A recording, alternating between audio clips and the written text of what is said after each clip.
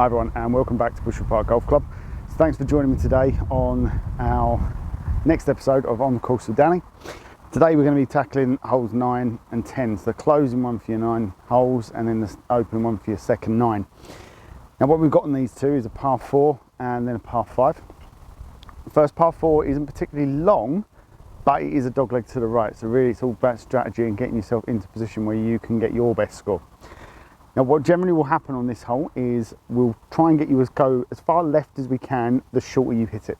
So if you are someone who isn't particularly long off the tee, we want to stay as far down this left hand side as we can. Now the tee box makes that a little bit difficult because the tee box actually aims down the right side of the rough, not even the fairway, but actually aims down the right rough. So whenever you're trying to go across where the tee box is aiming, I would try and get yourself going from as far off one corner as you can. So for the short guys, get yourself right over on the right side of the tee box and you want to aim into that left corner. Opens the fairway up as much as you can for your second shot and give you the best chance of getting your best score and getting away from the rough and the trees down the right. Now for the longer guys, you can start going more central, and then for the longest guys, really they can go straight down where the tee box is aiming, depending on what club they're hitting.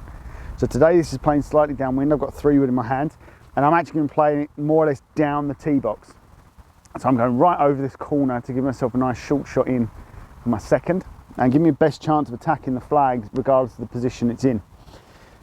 So as always, we're going to take my pre-shot routine, pick my target line, take my setup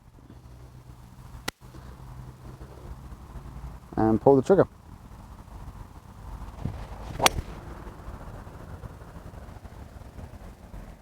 Okay, so before I played this shot, what I've done is I've taken pictures from 150 yards off the tee to level with sort of the 150 yard markers that we've got. So it's a little bit over 150 off the tee.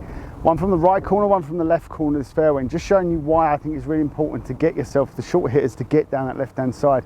So what you'll see from one of the photos is right hand corner, big tree in front, so all of a sudden we need to create a lot more height to get ourselves over the tree, and we've still got 150 yards into this green. So actually to get the ball up that quickly requires quite an amount of speed. Whereas against the left hand side, which we've got a clear run right the way to the flags, even if we're out the left hand rough, we can get this ball running down the fairway and get ourselves chasing up towards the hole. So that's why I think it's important to just really go with what your distances are. Get a comfortable tee shot off the club that you feel comfortable with for your tee shot, and then give yourself the right line in from left or right side of the fairway.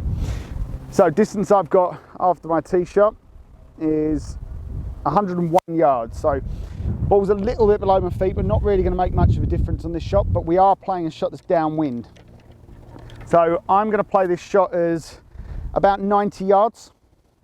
So now I've committed to the distance I want, I'm going to pull the club that I know goes that far and do a swing that's going to give me that. So 90 yards for me is a 3/4 swing, so it's up to my shoulder height and driven through, so it's a pitch shot. So I've got my practice swings done. Wind's a little bit off the left, ball's a little bit below my feet, so I'm going to aim a little bit to the left hand side of this hole, but nothing major. Ball forward, weight forward, pull the trigger.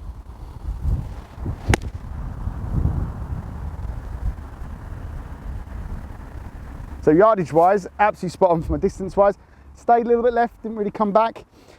But always remember, any shots you're playing off the fairway, always replace your divot after your shot. Square up as much as you can and just press down the edges. Okay, so 9th green doesn't, for me, have a lot of breaks to it. When you approach the green, it feels like it's going to break a lot because everything before it and to the left is higher, everything behind it and right of it is lower. So it gives us an intention the green wants to go that way. But what's been done is they've built the green up to level it off. So the only bits for me that do break are around this right-hand bunker. Breaks because of the sand that's come out and built the green up. And when you get towards the edges where the ball actually rolls away from it. But the actual putting surface doesn't break an awful lot. So for this sort of 20-foot putt I've got here, I'm going to aim to the right edge of the hole, or just outside the right edge of the hole. And then just work on my pace really. I think the pace for me is the key for this one. If I can get the pace right, it's got a good chance of going in. So got my direction, got my line sorted, and like I said, just concentrating on controlling the pace. So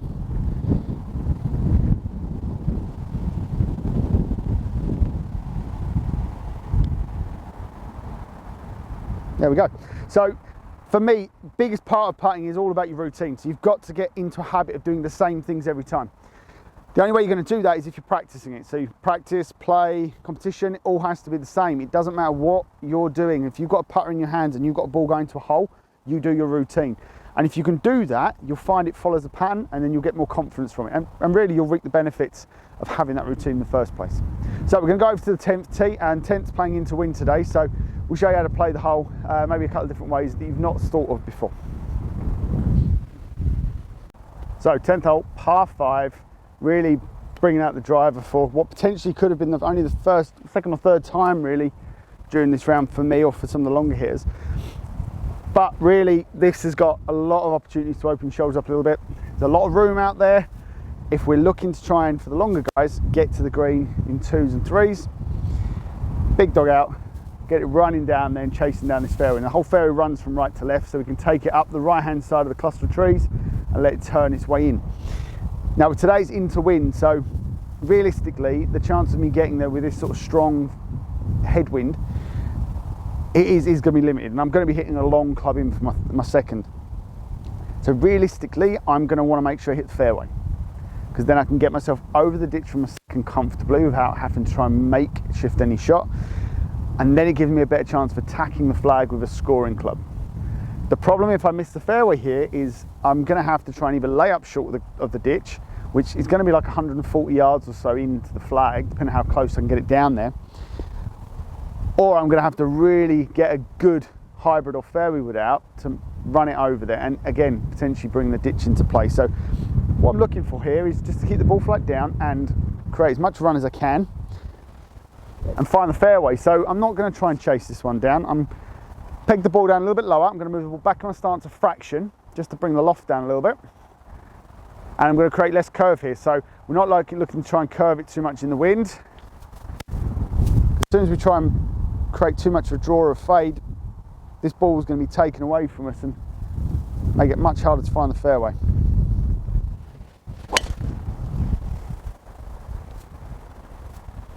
Okay, so I've done exactly what I was trying to avoid, which is pop the ball up a little bit, started to cut, and just rode the wind.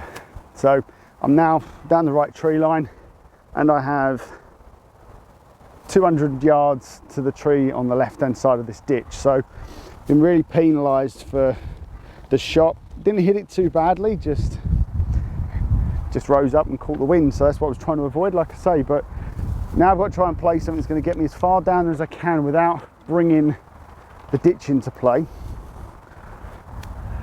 Now I need to go down the left hand side because of where these trees are. So I'm going to have a long iron in my hand. At the moment I've got 4 iron, so I'm really using the wind to hold this ball up. I can't really get it right the way down to that tree line with a 4 iron. I'm just going to try and hit it at the tree and fade it back in to the fairway. Okay, so I managed to hold the left side of the fairway, but I've got a long way into this par 5, so really missing the fairways, it's really penalised me and my chances of making a birdie here. But not impossible, but I am going in with like a 5 iron now. I've got 191 yards, slightly uphill, and obviously into the wind, so I'm really looking, I've got to keep this ball down and get it travelling upwards. So I'm going to play my 5. Ball's above my feet, so it's going to want to turn from right to left, which again, pin being on the right hand side is going to help me a bit, but this ball turning is also going to make it nosedive into the wind. So it's not going to climb up with a fade, it's going to turn its way over. So I've really got to make a good contact for this golf ball. So as always, I'm picking my target line, get myself set, and pulling the trigger.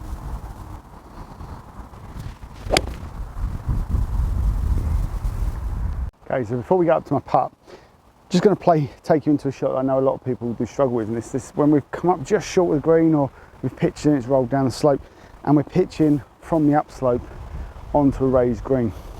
So really there's a couple of options. One, I can play my normal pitch shot. Problem with that is ball forward, weight forward, you're going to be hitting into the slope. Or we can take a less lofted club, like I've got a pitching wedge here rather than like a 58-degree wedge. I'm playing in my normal ball position, and I'm actually going to move the ball back a fraction and just tilt back to encourage that loft. Now the hill itself is going to add the loft, I don't need to try and add any myself. So this is now going to react the same way as it would do if it was a 58 or a 50-degree wedge, but I'm just utilising the loft differently. Now I can also, if I want to try and run this ball, now that's probably a trickier shot because we've got this slope wanting to increase the height and we're then trying to keep the ball down. I'd do the same thing. I'd take less loft than normal. I'd keep ball back, hands and weight forward, but I would just tilt my spine angle to match the slope. And that's going to get that ball to react the same way as if it was a 9-iron, we'd be using 7-iron, and this ball's going to release its way down there. So same thing. So ball forward, weight forward, and bump it up the slope, and it releases its way and chases its way up the green back to this flag. Okay, so I've got to this front portion with my approach shot, so I have a birdie chance, but it's an outside birdie chance. Now this green all runs from front to back. There is a ridge that runs right across the middle of the green, almost like a just very soft U shape. So as I'm approaching this flag, about halfway between me and the flag itself, I'm just going to go up this ridge and it's going to carry on going uphill. So it's going to change the break slightly if you're going from left to right or from the right side of the hole to the left side of the hole, but as with anything else, all I'm really doing here is I'm uphill putts, I'm just looking beyond the hole, and I'm going to do my practice as if I'm going just beyond it. I'm not going to treat it as uphill. We're treating this as a flat part with a target that's beyond the flag, so therefore I don't change anything about my routine at all. All stays exactly the same. So I've picked my target, line the ball up, look and shoot. Then it's go up the ridge and it's just going to stall itself as it goes up this top part, but I'm always making sure I'm following the same thing. So, line it up.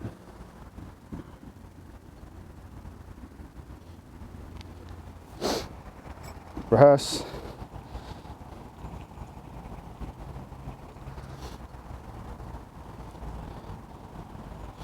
Look at the target, look at the ball and let it go. So I'm not looking to change anything, as we do with every single putt we hit. So, as always, thanks for watching and happy golfing.